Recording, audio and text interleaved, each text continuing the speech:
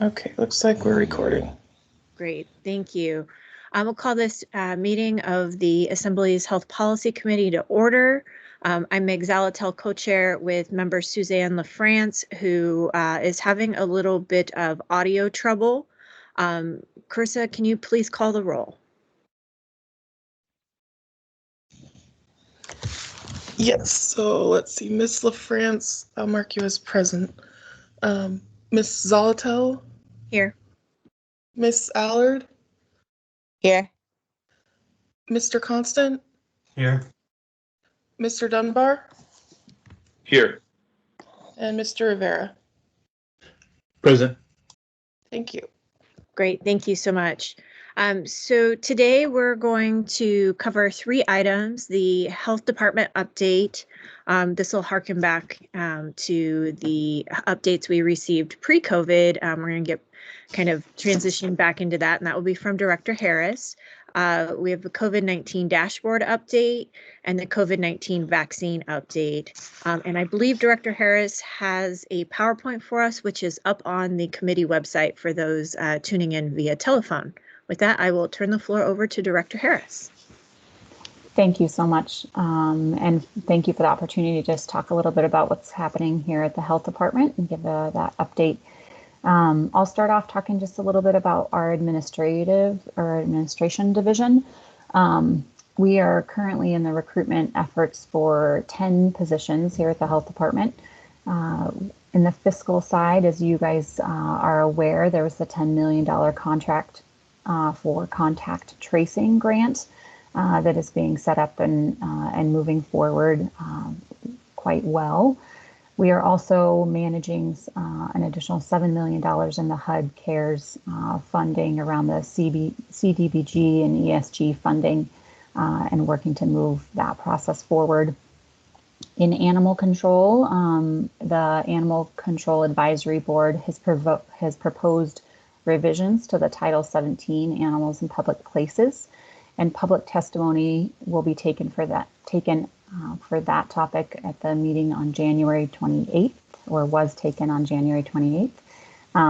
And written testimony can continue to be sent until February 5th at 5 p.m. Our emergency preparedness program still continues to have several staff full-time at the Emergency Operations Center, and our kind of highlight in that area is that there is a vaccine dispensing invitation to bid that will be open starting tomorrow, actually. So we're looking forward to looking at that opportunity. In our Human Services Division, under the child care licensing, as I reported last time, we were on track to spend the full $10 million for licensed child care and $500,000 for exempt pre-K providers to be spent down through United Way for that additional support, and that was completed. Childcare licensing continues to just really be such an asset to our community around the pandemic and supporting childcare facilities and centers. We have just in the month of December, there were 12 reports of COVID positive individuals, and childcare licensing helped to support those facilities to have healthy practices and communicate appropriately with those that needed to know. In our housing and homelessness services, we've hired our first 2 staff, and they moved into a new office space on the 5th floor, and we're just excited about that work picking up. In our seniors and emergency outreach, we continue to do person-centered intakes. In the month of December, there were 38 of those, and continue to support seniors with utility assistance. Anchorage Safety Patrol served 390 unduplicated clients and continues to provide great service. Under our public health division, as we look at our environmental health services, we continue to do inspections. Some of those, I think I see that my audio is breaking up. Is that true for others as well? It's clear. Yes, please go ahead. Great. So environmental health continues to do inspections. We had about 46 inspections in December and continue to field complaints or questions around emergency orders, as well as issues such as noise and air quality, smoking, pets, things of that nature. Environmental Health Services working on the Plug at 20 advertisement. So hopefully you guys are seeing that and remembering to plug in your cars when we're below 20 degrees out. Our WIC program continues to provide services remotely and have been just incredibly successful with that. We had in December, our caseload was over 4,600 individuals. Many of those receiving nutrition education throughout the month of December. In our WIC program, we were able to support 284 women becoming enrolled in the program and getting breastfeeding support. In our SNAP education program, we're working with 9-Star, thanks to the support from our grants and contracts team to get a memorandum of agreement to provide training and support in some of their skills workshops there at 9-Star. And then in community health and nursing, we continue to recruit for full-time supervisors and additional public health nurses and support staff. So if you know any great people that might be interested and skilled in that area, please send them our way. It's a fast-moving team that's just doing great work, and we're getting to shift a bit into the COVID vaccine rollout, which is an exciting time for our community overall. And then finally, under boards and commissions, just as a reminder, today will be the HAND Commission. Thursday, the 11th, is the Anchorage Women's Commission. Wednesday, the 24th, will be the Senior Citizens Advisory Committee.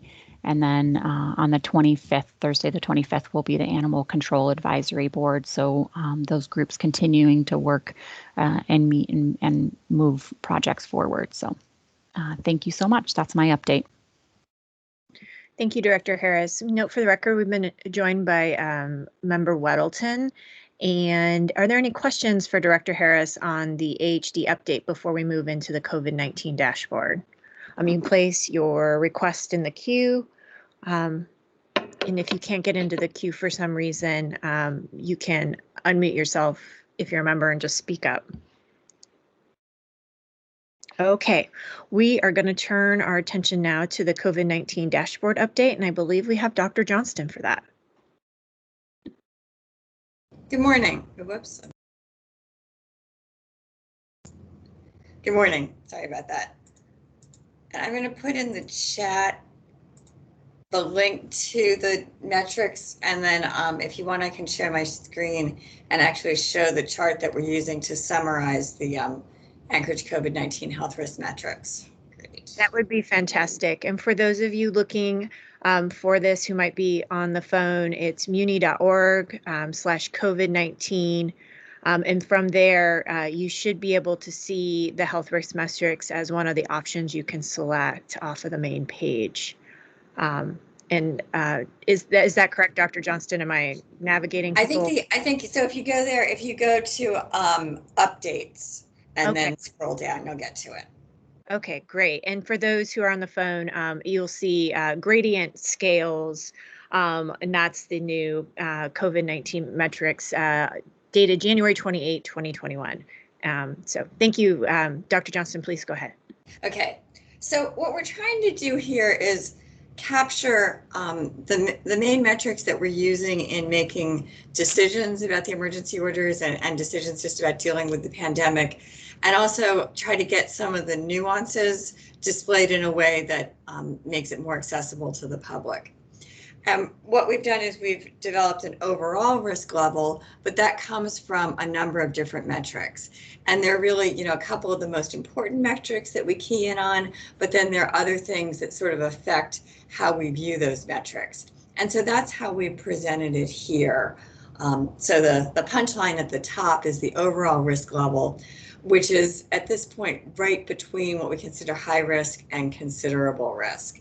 And you can see there's this arrow pointing to the left, which is an indication that the risk level is coming down. As I think everyone's aware, we were at extremely high risk in mid-November and December, and then we've been coming down steadily since then. So I'll just go through what the component metrics are. The most important metric is the cases, because the cases drive everything else. Obviously, the cases are what drive hospitalizations and deaths, what drives the demand on the healthcare system. And what we're doing here is looking at the 14-day average of the number of new cases reported each day on a per capita basis. So we're looking at the per 100,000 Anchorage residents. And at this point, we're just at about, we're updating this every week, but this is this metric we look at daily, and we're at just about 19 new cases per day per 100,000 residents. And you can see under the bar, I'm not sure if you can read the numbers, but we're using a cut point of above 25 per 100,000 as the very high risk, and then 10 to 25 as high risk. And we've taken these cut points from some of the CDC guidance. So this value around 18 or 19 puts us just on the high end of that high risk. Then we're also very concerned about healthcare capacity. And for that, we key in mainly on the staffed adult ICU beds. And we're looking at the percent of the staffed adult ICU beds in Anchorage that are available. This gives us an idea of how much of a surge the hospital system could handle if we were to have a sudden uptake in cases. And at this point, we're seeing, when we did this on the 28th, it was 23.5% of the ICU beds had been available on average for the week before. And with all these measures, we average things out because you can get outliers on any individual day. And you can see there is some tension here between the cases and the healthcare capacity. The cases are still high. There's a lot of virus in the community, but we have the healthcare capacity to handle it at this point. So then in addition to that, in terms of the most important things we consider are some other contributing factors. And what these factors are may vary from week to week. But right now, what we're most concerned about is the fact that there are more transmissible variants that have been developing through mutation of the virus around the world and are now showing up in the US and specifically in Alaska. And so these more transmissible variants means that we could have a quick shift in cases. We could see just a lot more people getting infected rapidly. And so we want to keep that in mind when we interpret the case numbers.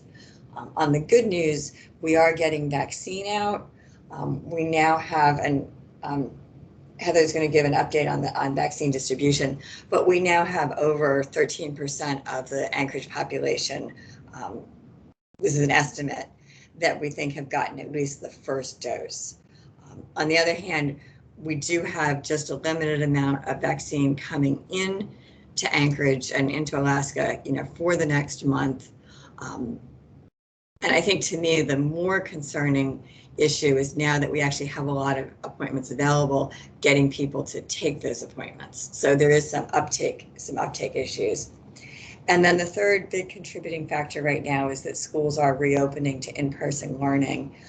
And we know nationally schools haven't become, big super spreaders, but we still need to see what happens in Anchorage. We know that there are, some classrooms already that have been closed to go back to online learning because of cases that they've had. And so we need to see what effect that will have. In addition, the additional metrics that we look at are the infection rate. You've heard us talk about this throughout the pandemic, the R0 or the effective RT, which is an estimate of the number of people who will be infected by each new case.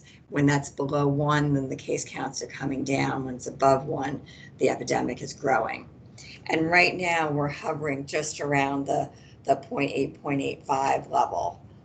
So that puts us in the lower risk category, but toward the top end of it. We're looking at projected healthcare capacity, and this is the one measure we have that's looking forward that basically says, well, if we were to have a change in RT, given the available ICU beds, and given the cases that we've got, and looking at a whole range of factors, how much of a surge could we handle going forward with our healthcare system? And the way we've looked at that is, what sort of percentage increase in the infection rate can we handle?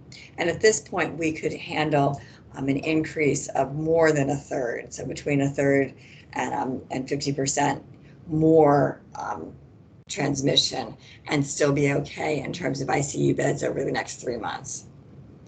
And then we also finally look at testing, and in particular, the percent of positive test results. If that number is high, then we're probably not detecting most of the cases in the community. The lower that number is, the more comfortable we are that we're detecting more of the cases. And so my number on here, we're just above 3 at this point. So that's 3%. So that puts us at the lower end of the considerable risk. And you can see on some of these measures, there's an arrow pointing in one direction or the other, indicating either that we see this risk increasing or decreasing. The ones that don't have an arrow have been pretty stable. So when we pull all of that together, that's what gives us that overall risk level that I mentioned at the beginning, where we're just in between that high risk and considerable risk. So that's pretty much what I have, and I'm happy to take any questions. Thank you, Dr. Johnston. Are there any questions about the health risk metrics, or Mr. Weddleton, please go ahead. Well, thanks. I appreciate this. For much of this time, my understanding was the real key focus was having the medical capacity to handle people getting sick. They go to hospital, is there a bed, and particularly an ICU bed for them? And now that it seems like we have plenty, it makes me question, why are we in a high risk area? That number of 10 plus has been defined as high risk for the duration of this pandemic.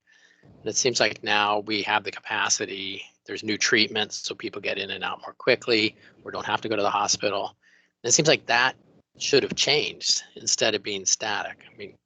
Can you tell me? We're also learning a lot about the health effects.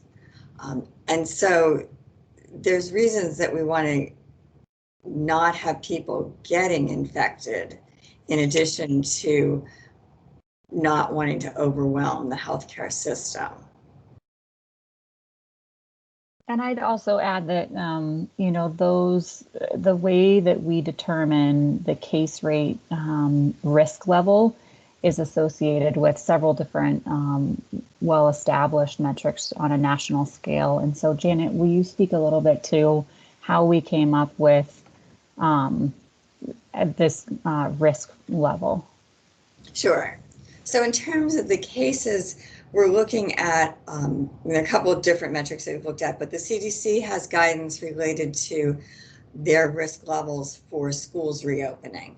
And so these numbers correspond, the 25 per 100,000 daily new cases corresponds to the highest risk level for the CDC metrics. And those are also the metrics that the Harvard Global Health Institute is using for their risk levels.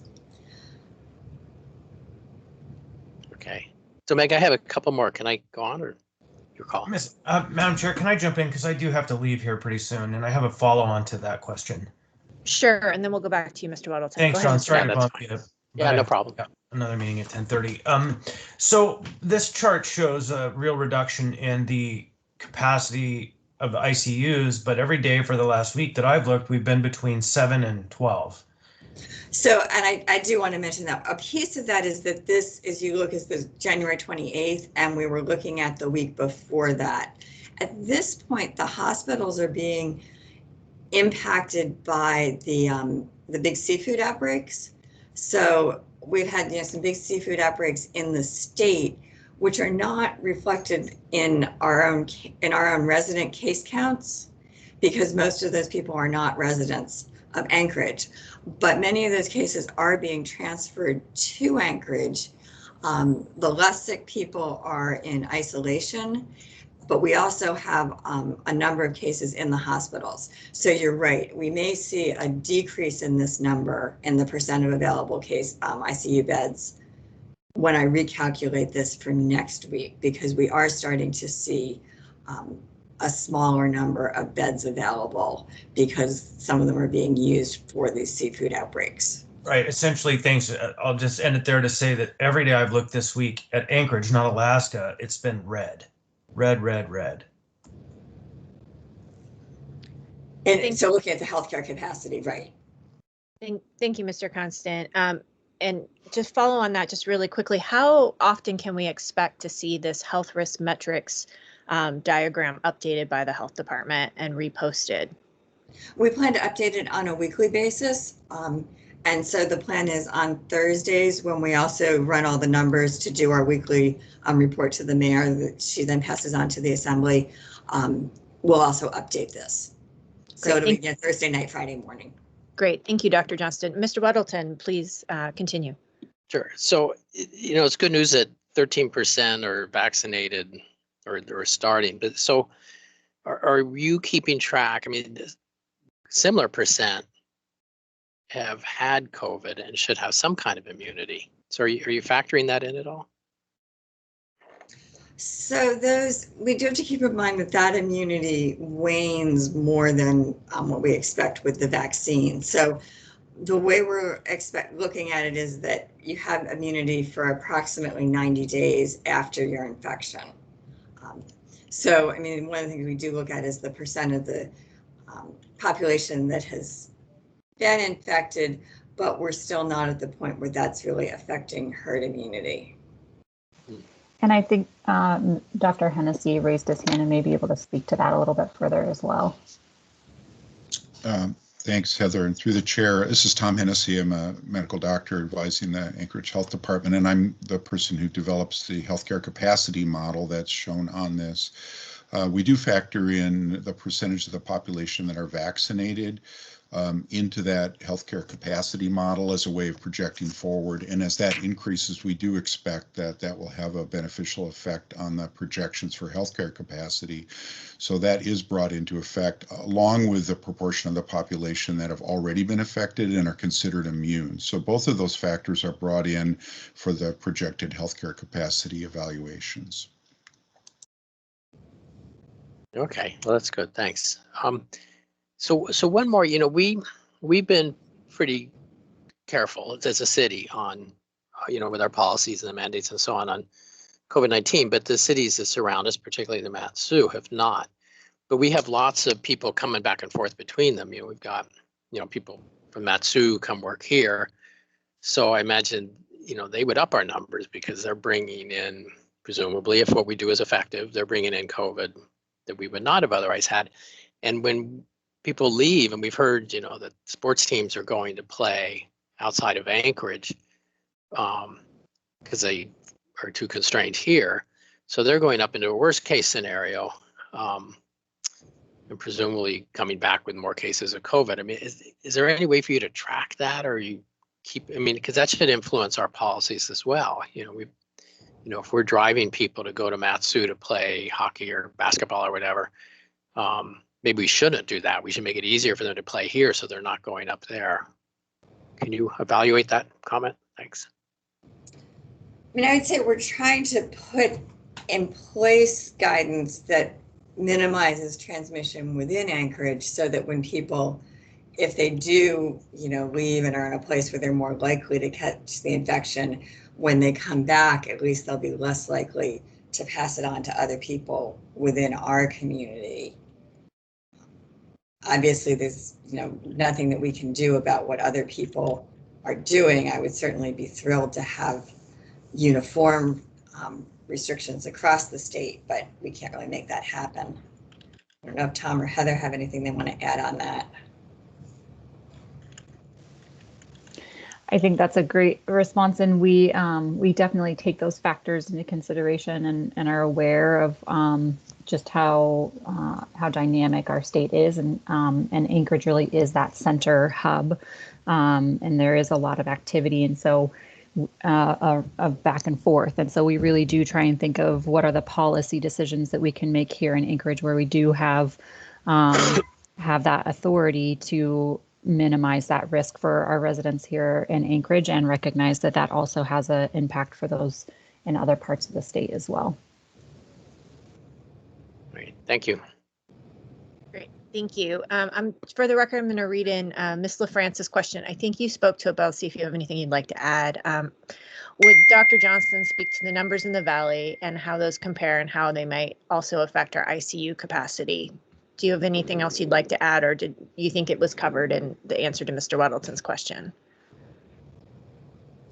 I guess I'll just add that it is important to keep in mind that Anchorage provides, you know, the healthcare hub for the entire state. And I was actually just talking with Dr. Zink about the emergency rooms and up in Mat-Su, and about the fact that a lot of the sicker patients often come to Anchorage. So I think that is an important thing to keep in mind, that we need, you know, capacity not just for Anchorage cases, but for the state when there are those issues. Great, thank you, Dr. Johnston. And I don't see any other questions on the COVID-19 dashboard or the health risk metrics. So with that, I'm happy to turn it back over to Director Harris to talk about the vaccine. Great, thank you so much. I'm going to share my screen and walk through a few slides. Okay. So we are really excited as a community, as a nation, and as a world. The vaccine is upon us, and the rollout is here.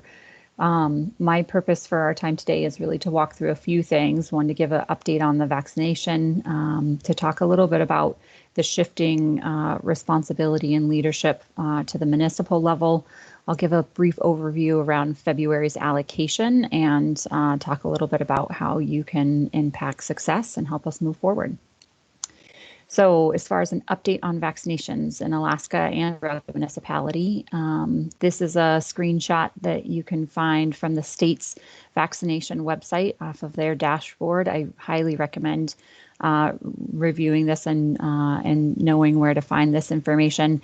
It is dynamic. They're updating it at noon each day, and you can look at various regions of the state, or look at it, the data on a statewide basis. So here we're seeing out of the state allocation, almost 120,000 doses being allocated here in Alaska, and persons vaccinated throughout the state right there at almost 97,000.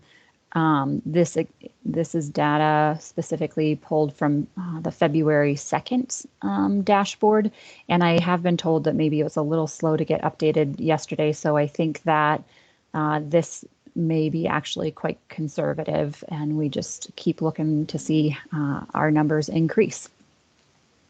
As we look at the dashboard, you can see here the difference between, or the numbers here in Alaska and specifically in Anchorage, and those that are receiving their first dose and series completed, total number of doses into our community, and really honing in on that space around percent of population with their first dose at about 13% at this point.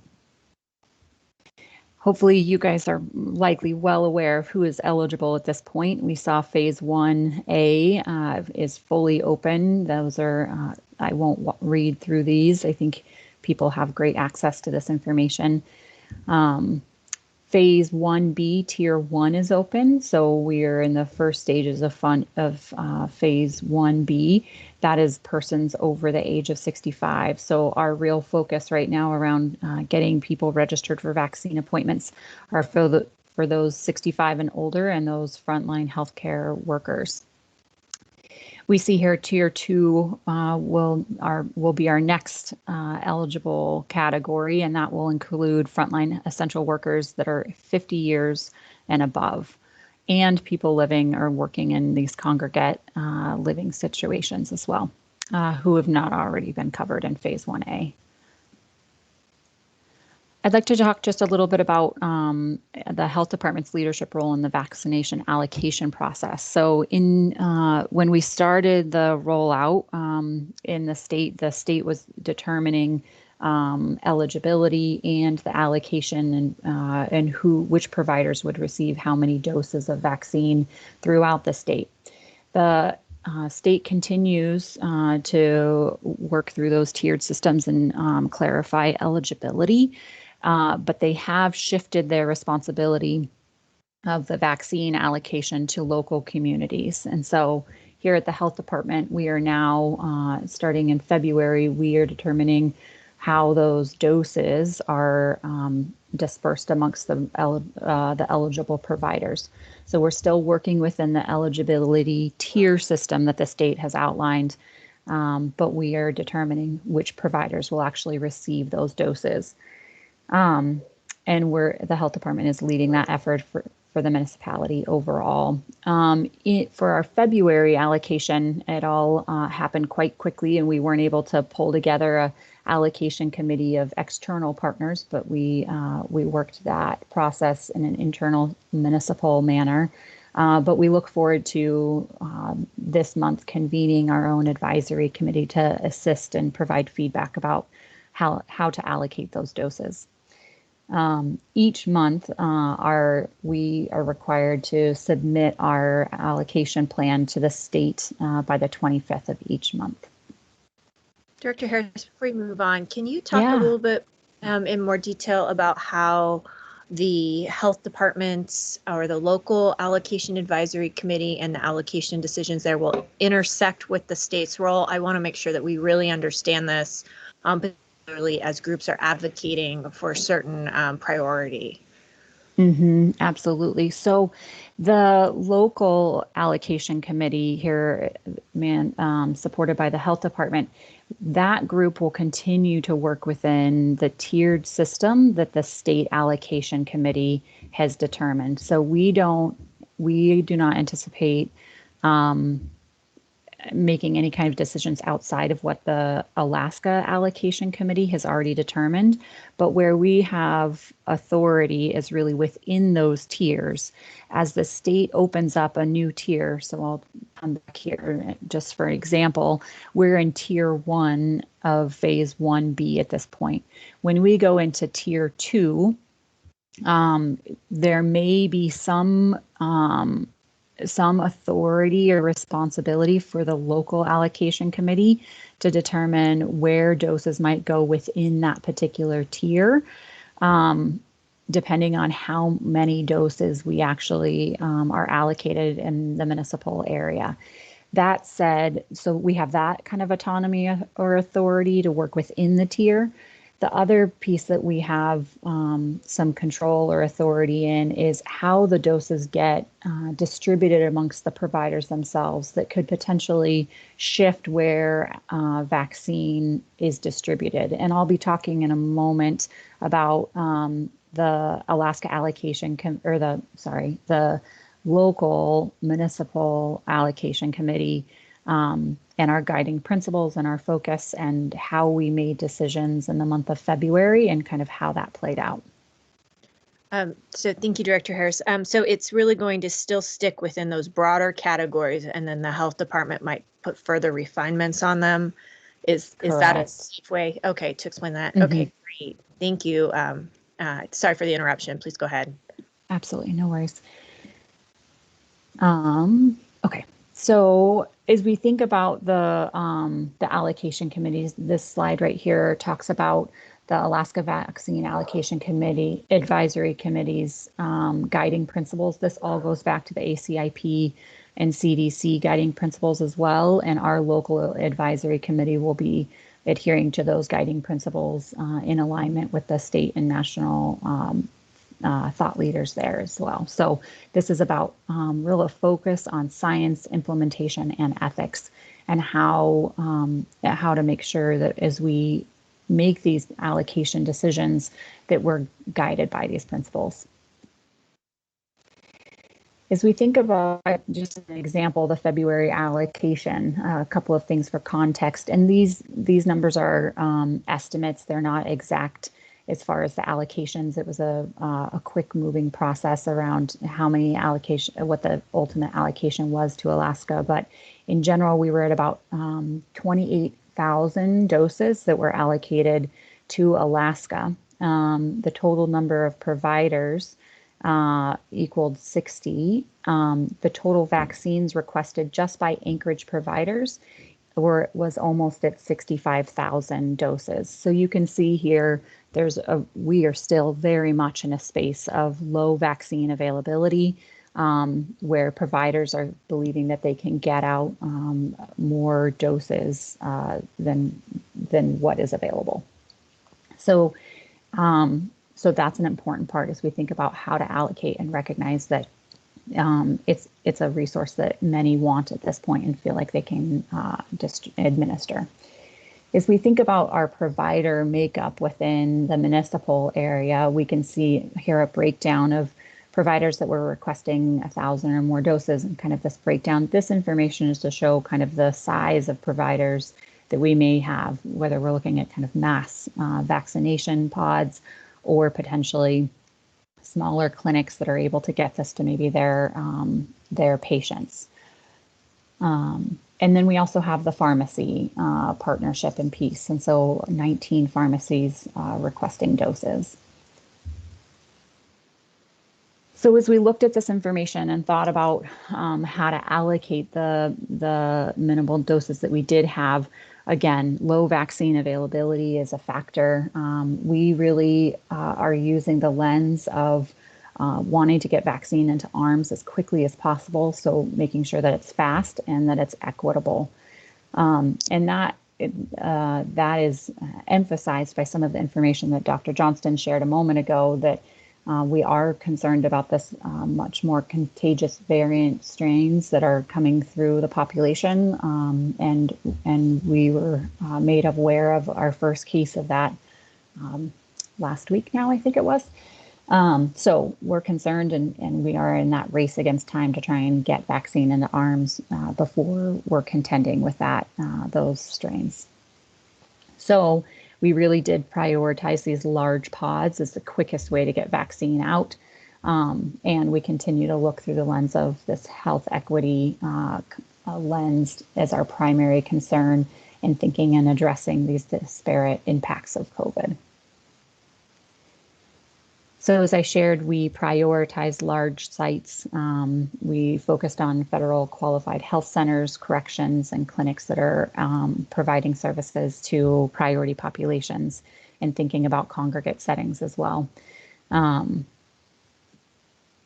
way our February allocation worked out is that you can see here mass vaccination clinics were over 7,000 of the doses were focused on those mass vaccination clinics. Our private providers continue to receive doses at about 2,000. Federal qualified health centers, Department of Corrections, and pharmacies.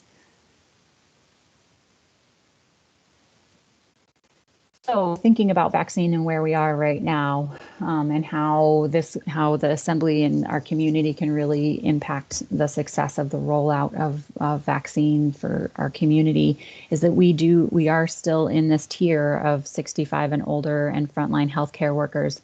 Appointments are available, and so we encourage everybody in our community. If you know a 65-plus-year-old, please reach out to them and help them register for an appointment, help get them the information that they need to help make the best choice for themselves.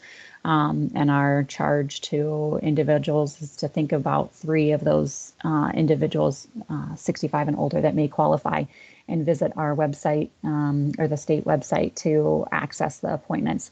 There's been great improvements over the last month since we last met to make the online process an easier process and to see where appointments are available. And that's a big thanks to the Anchorage I-Team. And then ultimately, please get vaccinated when it's your turn if you're willing, and talk about it and share when you do, and share public messaging and public education about vaccine and where we are. With that, I'll take questions. Thank you, Director Harris. I've got myself first in the queue and encourage others to jump in. On the issue of equity, what efforts are the health department making to get information out to those populations we know have been disparately impacted by COVID-19? In particular, I recall seeing information about the Samoan community. Absolutely. Great question. A couple of things. The Emergency Operations Center is really focused on trying to build those relationships and connections with the community leaders specifically in some of those communities that have disparate health impacts. And so we're working with our public information officers on that side and our community members. We're also really thinking about the geography of where the clinics are provided and how we can potentially go towards zip codes that may have need more access or are inequitably impacted by this. The ITB that I mentioned in the health department update that should go out tomorrow will also help with that. So the contract is running through the Emergency Operations Center, and those contractors will provide strike teams that can go to specific locations to be able to reduce the barrier of having to travel to a site, register for appointment, do those types of things to access vaccine. And then we're also working to really look at our local advisory committee to make sure that we have a strong representation, specifically from our BIPOC population as well, to make sure that they're a part of the allocation process and then also able to share that information as community leaders in their networks as well. Great, thank you, Director Harris. And another question here from Ms. LaFrance. There have been concerns about doses going to waste once vials are open, especially if appointment slots aren't filled and there are no-shows. Has this been an issue? Are all slots being filled?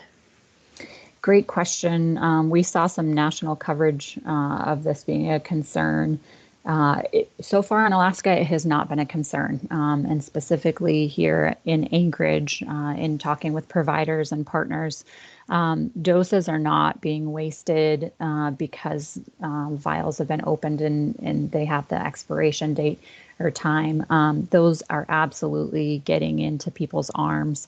And if it comes between a dose getting wasted because of expiration or going into the arm of an individual that might not be currently eligible, we err on the side of get that dose into somebody's arm.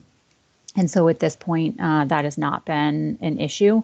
I think it will be important that we figure out a more strategic way or a system to make sure that those doses are going into arms equitably and within the eligibility categories to the best of our abilities. And a lot of our providers are already developing systems to make sure that that's the case. We have had a few wasted doses, but that's been associated with mechanical error due to syringe malfunction or something of that nature. And then to your question about slots being filled, I think that's in the direction of all of the appointments being taken. And I think that's one important thing for this committee to be aware of is in January, when we released 1,800 appointments at the Alaska Airlines Center when it first became a mass pod site for us, those appointments were taken within a 3-hour period. When we released the appointments for the February allocation, it has gone much slower. And so I think several of us were surprised by that and have been making plans and having lots of conversation about what that could potentially mean. Is it a barrier to getting on the site and accessing appointments? Is it a barrier to travel to the facility? Anchorage is now available to provide any kind of transportation needs for community members that may have that as a barrier. But there could just be other barriers that are keeping people that are currently eligible from accessing those appointments. And so we're evaluating that and determining how to move forward and reach those priority populations. And then the next question, if those things are taken care of, then there's a question about where are we in the potential of vaccine hesitancy, and do we need, are we doing a strong enough job of educating our community about the vaccine and that it is safe and effective, and answering those questions as needed so that people have the answers. Great. Thank you, Director Harris. Any other questions before we move on in the agenda? Okay, we're going to go ahead and move on to legislative and budget priorities. Is there anything anyone would like to share on that front? And I'll give it a second in case Ms. LaFrance has anything and needs to type it in the chat since her mic's not working.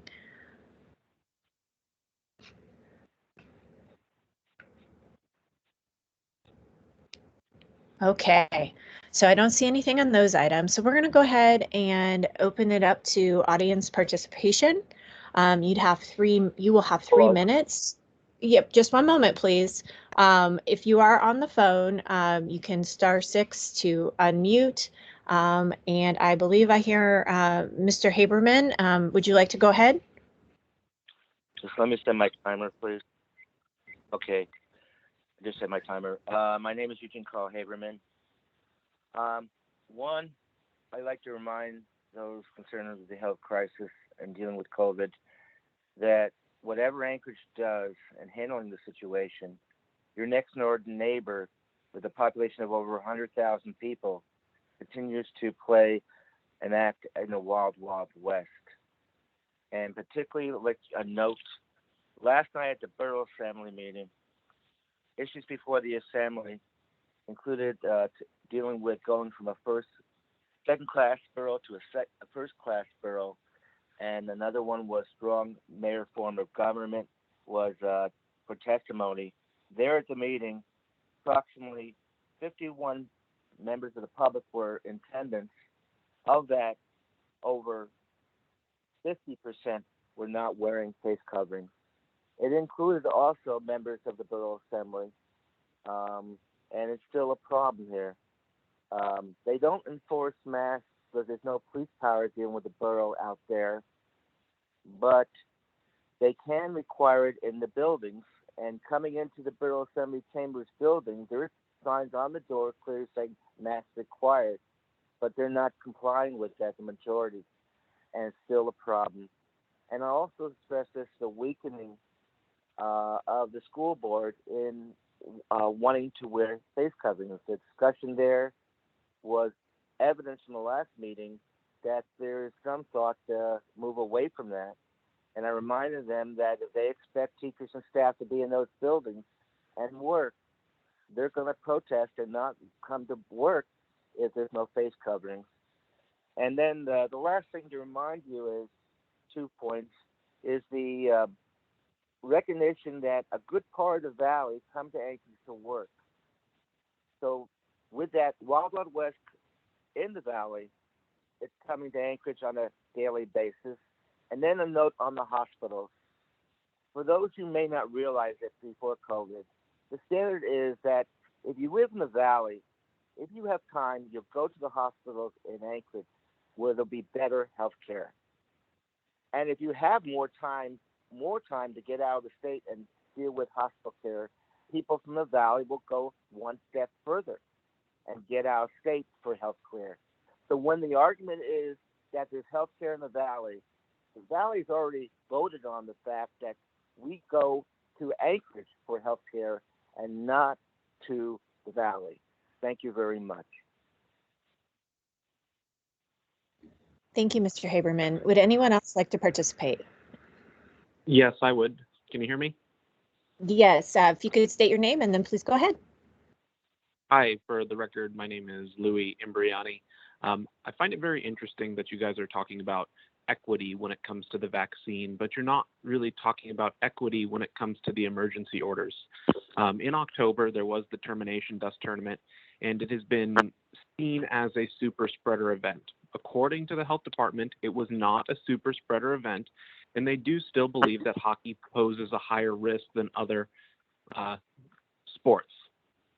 There's really not a whole lot of evidence to prove that other than some news reporting. But a lot of the cases that are happening are because the hockey community, we do our part. We try to follow the rules, and we want to follow the rules. And I know that it doesn't always seem that way, or there have been bad actors, and we have been trying to correct that. But the inequity of these emergency orders, when you are having children being forced to be tested on a regular basis to participate, when other sports are participating indoors that have much higher contact than they do in hockey for a longer period of time, it is unequitable. And what you are subjecting these children to out in the cold next to, I have no problem with the homeless people, but we're not allowed to drink alcohol while watching youth sports, but we have intoxicated individuals yelling at children at these outdoor rinks, and that's not healthy. I mean, we're driving kids away from the sport of hockey, driving kids away from being active and participating in this type of community, and it's not equitable to those children who are participating in the sport. We have taken many leaps and bounds in trying to make it accessible to the general public. AHA, the Scott Gomez Foundation, they have programs that help get people who want to play hockey, who might not be able to afford it or the equipment, into the sport. And we've been trying to expand those. And this is crushing the hockey community. Thank you. Thank you for your participation. Would anyone else like to participate? Anyone at all? Yes. Oh, Yes. yes. Please go ahead. Hi, my name is Rachel Colvard, and I don't think that we should have the mask mandate turned into an actual codified law.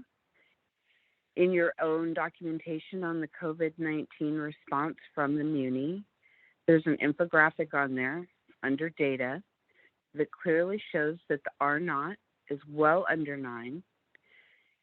If you remember, the R0 is the transmissibility of the COVID-19. A 1 would be you walk through a room and you transmit it to one other person. Well, if that number is less than 1, then it's dying. COVID-19 is dying. We have jumped the fiery hoop. There is no good reason to mandate a fashion statement. I know that the mask has a calming effect, and it's a whoopee. It's a security blanket for a lot of people. The effectiveness has been proven to be wonky at best. There's plenty of anecdotal evidence where you can see people breathing out their vape through a mask to, show you exactly how much these masks don't work. They're not fit tested. You're not going to fit test everybody in the city. Plus, as Mr. Haberman has said, there's plenty of people that come in from outside of the Muni area. Masks are not an effective control mechanism, either protecting the person wearing them as outlined being just a piece of cloth, or masks don't work. Thank you. Thank you. And would anyone else, we have time for one more. Would anyone else like to participate?